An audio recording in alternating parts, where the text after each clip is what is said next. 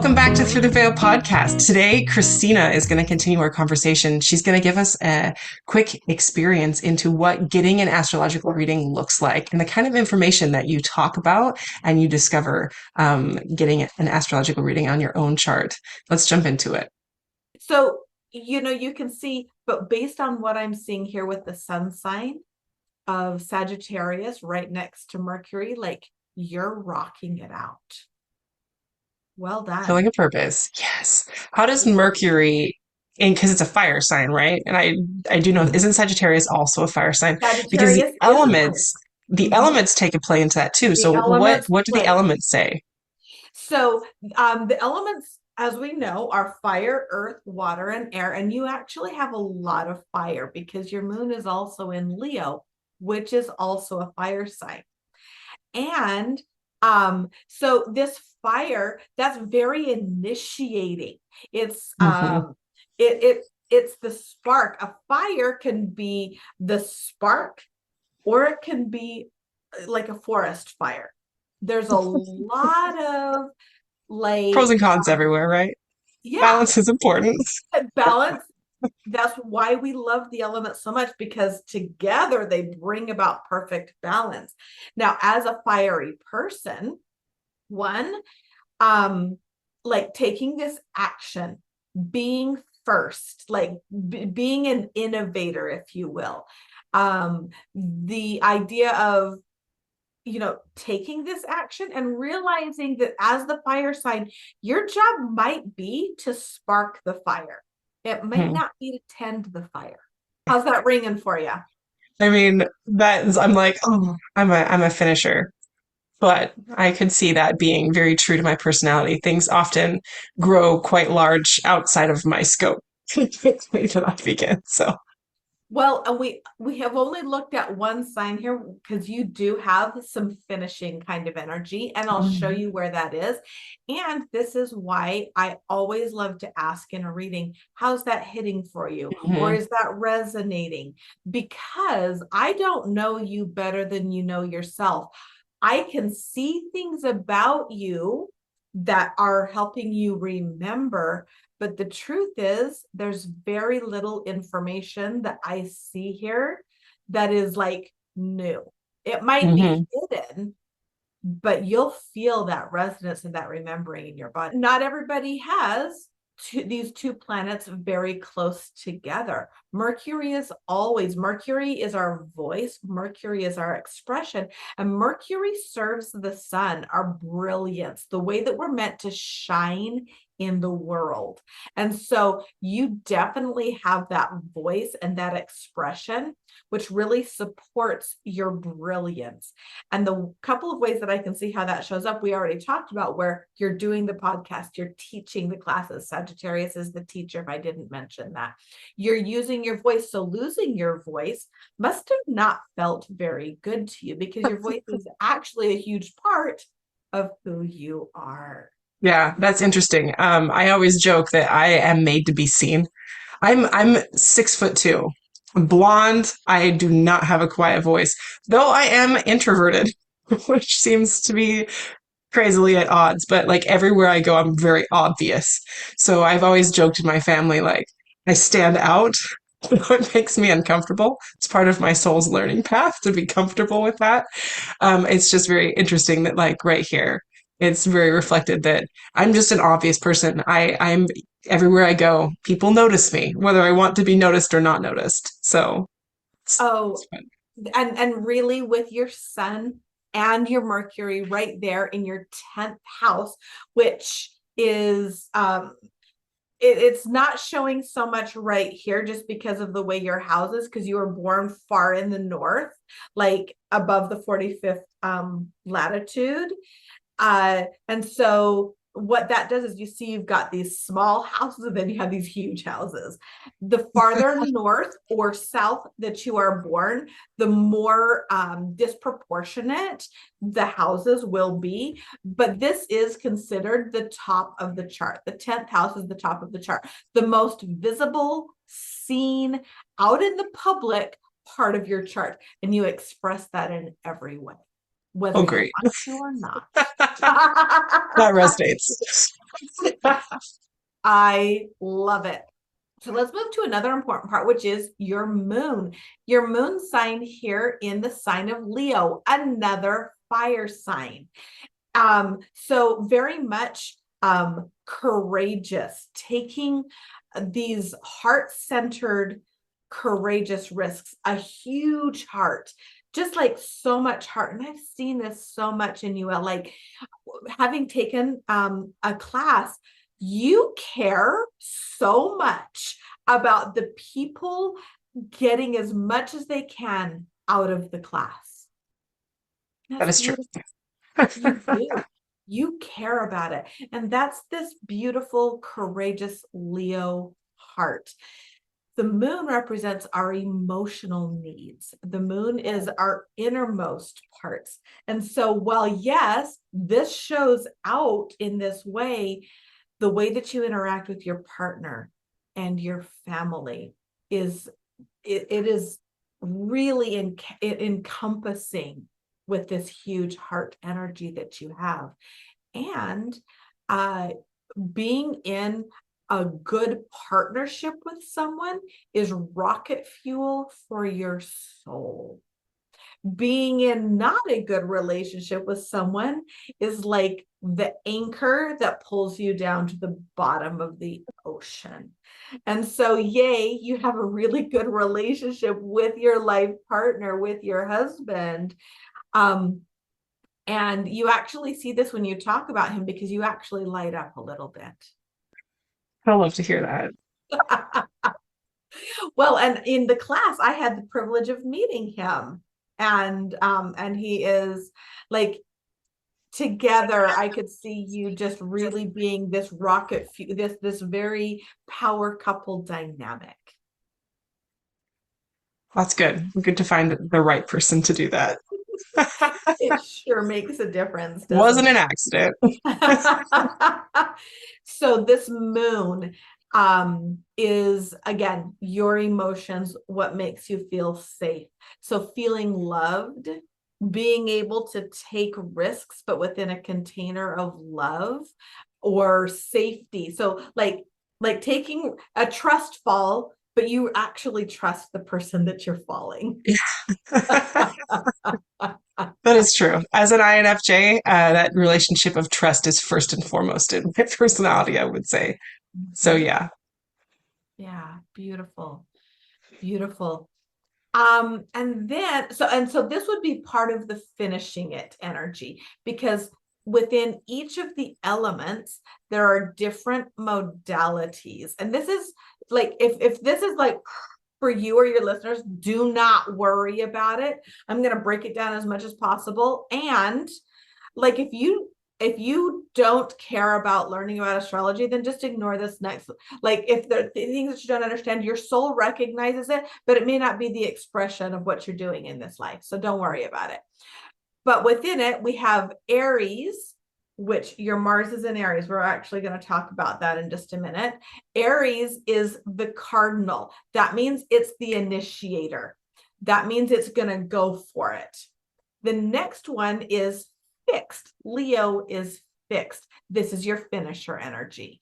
This mm, is, you feel good in your soul when you finish, which was actually part of the reason why I said, if you don't finish things, like, don't feel bad, because you do have this other energy too. And I know it's true. your sweet little heart might not feel good if you don't finish something, or feel like, oh, I wasted my time, or that was a failure because I didn't finish. And your job in that situation might have been that spark. It's comforting. I will keep that to heart and take that in because I'm Please very do. purpose driven. And I'm like, I do feel that pull to like have the completion and the wrapping up of the 1,000 projects I have that are not finished. So that is also true. Oh yeah. Oh yeah. Oh, I know. And Sagittarians, it's so fun. When I have a read with a Sagittarian, you are always the people who have like 10 unfinished courses open on their browser and their bookshelf that has Yep, like bookmarks, because you're going to finish it someday. exactly. Or My husband can't get rid of any of those books, even though we have a weight limit to move, because I'm like, no, no, no, I will go back. I will do it. I'll finish that. You can't get I rid of it yet. wouldn't. So just know, Elle, if you don't, it's a-okay. Because sometimes when we start a book, like we actually get what we need to out of the first 5 chapters. We've actually already integrated everything we need to know from that book or Keep that that in course. mind. And yet, I will also use this as justification to tell my husband that we're not going to get rid of it yet. Absolutely. I support this. Oh, so this fixed energy is that finisher energy. And then you've got Sagittarius, which is mutable. That's the other modality, if you will. And mutable goes in and likes to see how things can be improved and change things and pull in ideas from different places. And so Sagittarius is very good at that. And that's why you can do this podcast and have all sorts of different guests come in, because your brain, and then through your expression, your vocalization on this podcast, you can pull it all together. That's what mutable can do. Awesome.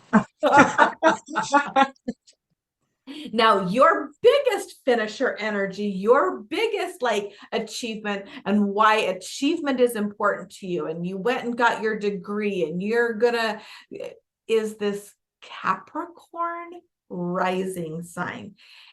Capricorn is the achiever. Capricorn, real, even though it's a cardinal, that's the same as Aries, so it's an initiating energy, is an initiator that really does want to finish. It's symbolized by the sea goat. Now, obviously a mythological creature, mountain goat on the top, like gonna take the steps and make it to the Simon. top of the mountain. Now, Capricorn, if it falls, it doesn't just fall to the bottom of the mountain. It actually falls to the bottom of the ocean, which is why it's a sea goat, because Capricorn has everything within them to swim from the bottom of the ocean to reaching the very top of the mountain. And we'll do that over and over and over again. That tracks. I'm incredibly tenacious. Yes, tenacity is one of the adjectives for Capricorn. And right now, you, my dear, have Pluto, who I'm referencing because we talked about Pluto before being in Aquarius, right next to your Capricorn rising. And how old is this podcast? We are at about a year and a half, I think. Yeah. All right, that makes so much sense, because Pluto's a transformer. Pluto is an alchemizer. And about the time Pluto got close to your rising sign, which is your leadership magic, it's how you show up in the world. It's actually the first way people experience you is in this Capricorn energy, the achiever, the go-getter. Like that, and I will say, having met you in person, that was actually from our texts to that meeting. That was absolutely, with never having seen your chart, that is absolutely how I experienced you, was very much in this Capricornian energy. Because, and then you put this beautiful stature of your sun in the 10th house. So, I mean, spiritual as well as physical stature in with that. You are a get out of my way, walk beside me, walk behind me, walk in front of me, but do not get in my way kind of person. I like to say that, I'm more of I want to walk with you person. You are. You Very won. enticing. And that's this beautiful moon of yours. Absolutely, that's how it is. But if somebody doesn't want to walk beside you, you're like, okay, I know where I'm going, and please walk beside me. But if you don't want to, I'm going. Yeah.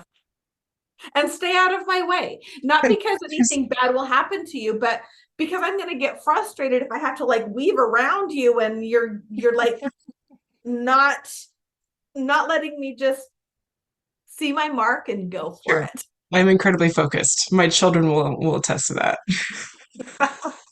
I love it. And be prepared for the next probably couple of years to continue to have your leadership, your outward facing continue to change and evolve and move and grow before it gets a little bit more settled in and anchored in. And our chat that we had before we got on the podcast, yeah, there's some shifts and changes, and that's beautiful and very, very much in line with what's happening. So we have this, but then we have everything that's happening out here because that river of energy continued moving after the moment you were born. Right.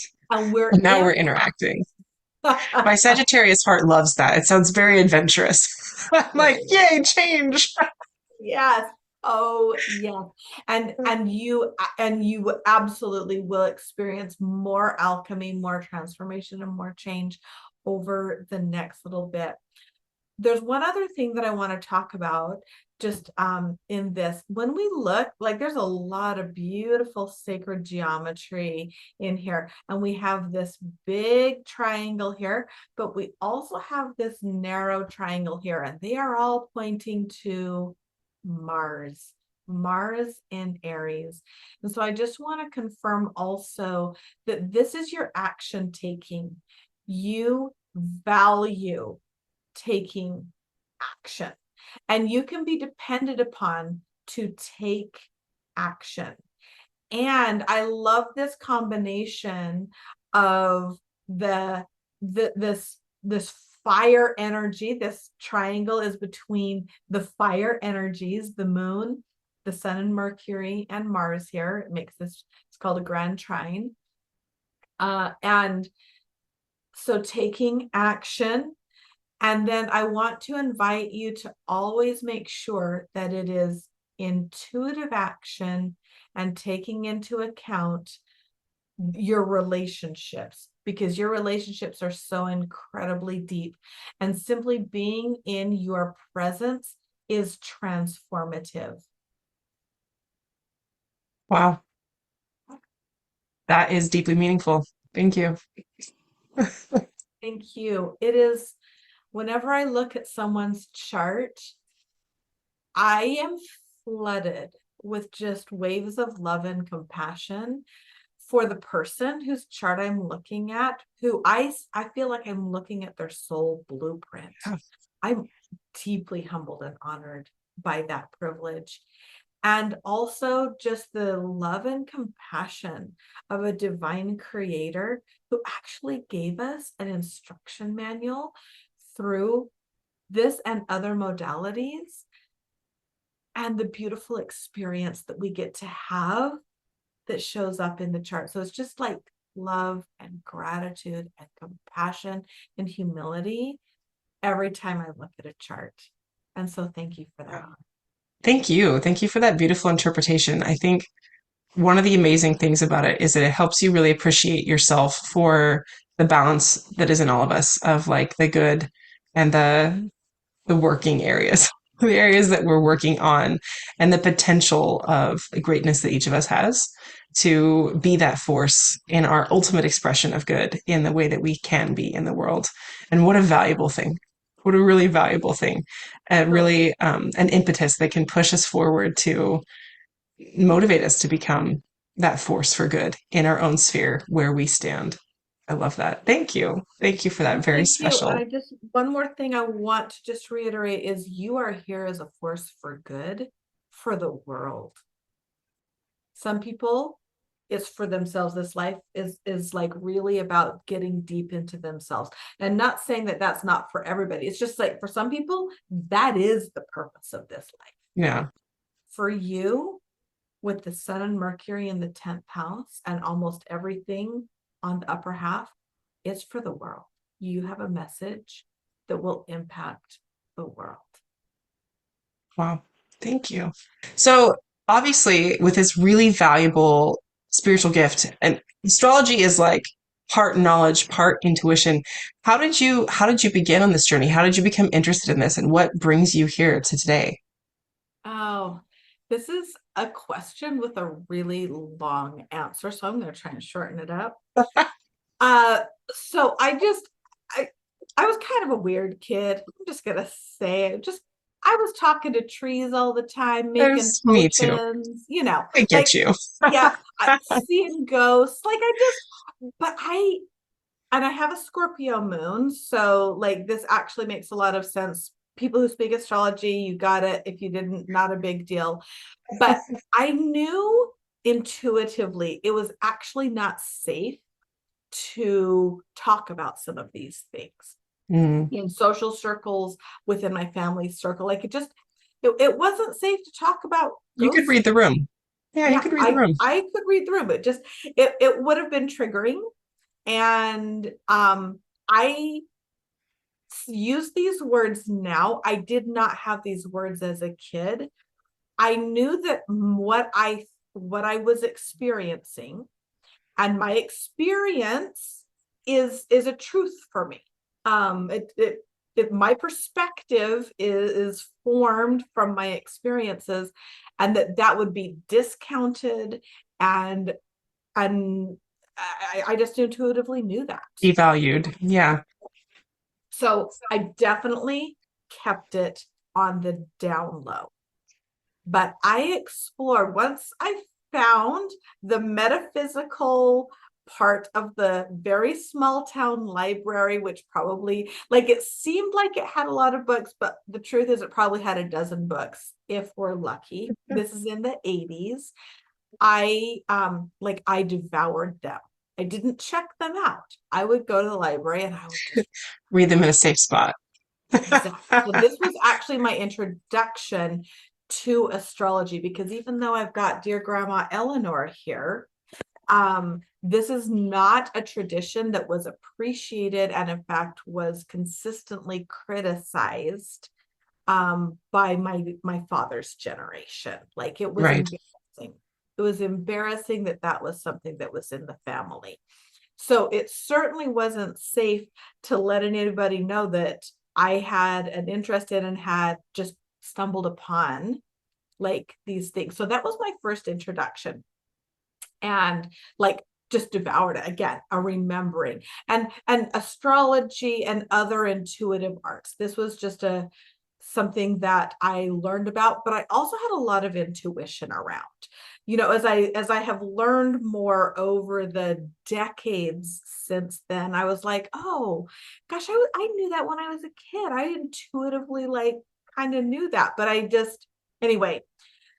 So and then I'm a teenager. And my access point, we moved around a lot, was like the horoscopes in the newspaper, which Right. I read all the time. And sometimes it was kind of on, and most of the time it was actually not. But that did not deter me from reading. Still interesting. Right? So I just continued. I really, in the early 90s, was very intentional about continuing to, about really, before it was unintentional or secretive.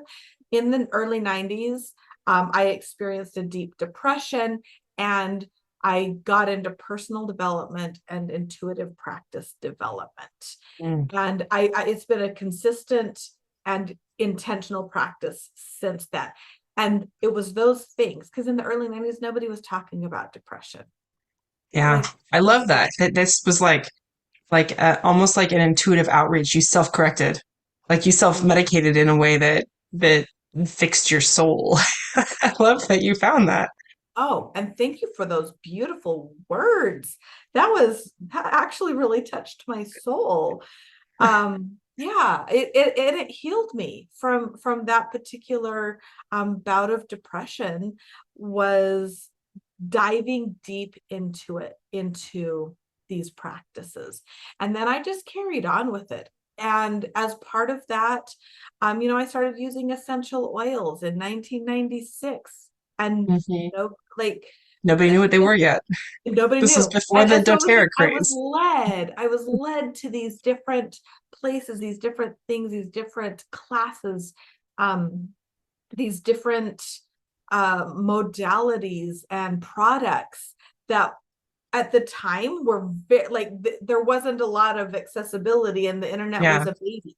So I it was really spirit guided, a very intuitive way of finding my way around through all of those things, and continued with astrology, but not a deep study of astrology.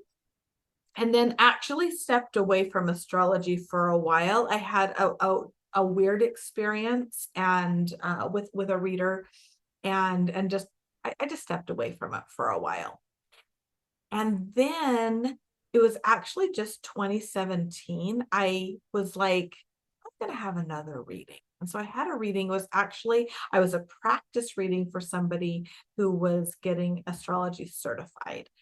And I Well, went in and she touched on Chiron. Chiron is an asteroid, and the archetype of Chiron totally spoke to me.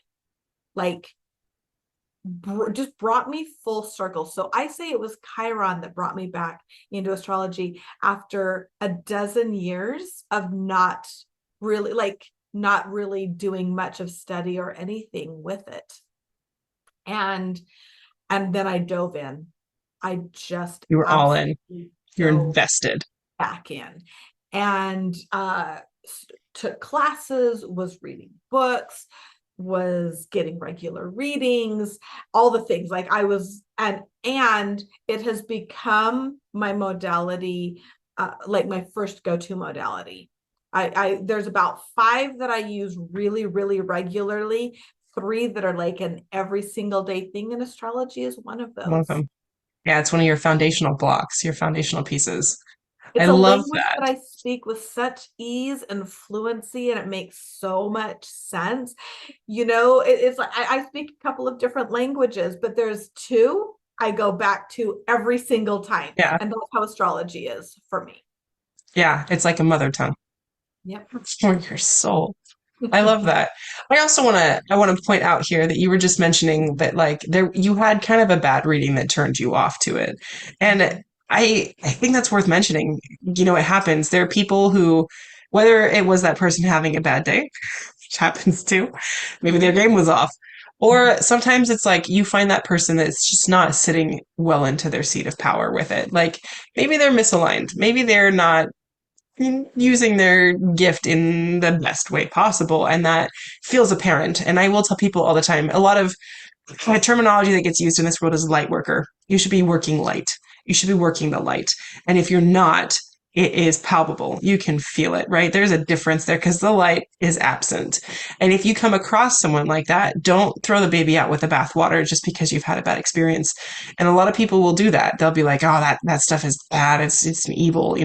It's like it's a tool. Realize that first and foremost, it's a tool, and it matters how you use it and who is using it for what purpose. So, I love that even though it gave you a pause and a break, you ended up coming back into it in a beautiful way that ended up giving that light and shedding that light to more and more people. I find that often happens with people. So just for the audience, like be aware that there are people that may not sit well with you for one reason or another reason. And I always encourage like introspection of that. Like why, why did that not resonate? Or did it feel like it wasn't right? And maybe try a different path, try somebody else out. It is a tool. So it differs. I could not agree with you more. And I think that question, why, is it's a beautiful question when something just rubs us the wrong way. Right. We like explore it, explore what it is, because it could be that it is just, especially as if we're less practiced in using our intuitive gifts and hearing that, it could be that it just struck some wounded parts of you, and that didn't feel good, kind of Yeah. like cleaning out a wound with peroxide or something that doesn't feel good. but it leads to healing versus there are astrologers out there who trend super negative, are always doom and Yeah. gloom, or people who just may not be vibing at the same vibe that you're at. And if it's a vibe that doesn't work for you or that trends towards darkness, because there are people that's just where they trend, and Yeah. that may not be the right reader for you. Yeah. So always just identifying, does that not feel good because it's showing me something that I don't like, or is that not feeling good because it just doesn't resonate and it's not the right thing for me? Right. And that's a really good difference to make, because I think whenever I run into something that is uncomfortable to me, it's the first indicator there's an area to grow here. And that this is an area to dive into, be like, okay, well, why? Self-exploration here of like, what what do I need to work on within me? What area do I need to grow here? That it challenges. I'm not afraid of challenges. I say that in like a don't curse me universe. My plate is full. But like it is always a good thing to grow. It's a hard thing to grow. But I think it will make us a better person at the end to examine those areas that feel tender and sit with us in hard ways. Um, Especially in our relationship to other people. And other people are always challenging, right? Because they're not us. That other thing is a hard thing to deal with. But if it does not bring light, if it brings darkness, there is a difference there.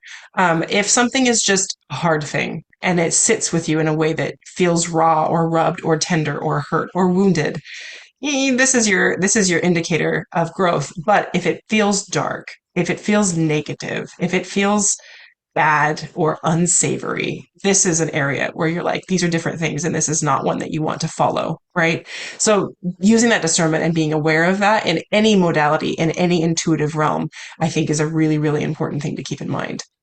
100%. Last question, kind of in finishing, how do you feel like this journey within intuition has impacted your faith, has impacted your relationship, maybe with that divine, with who you are?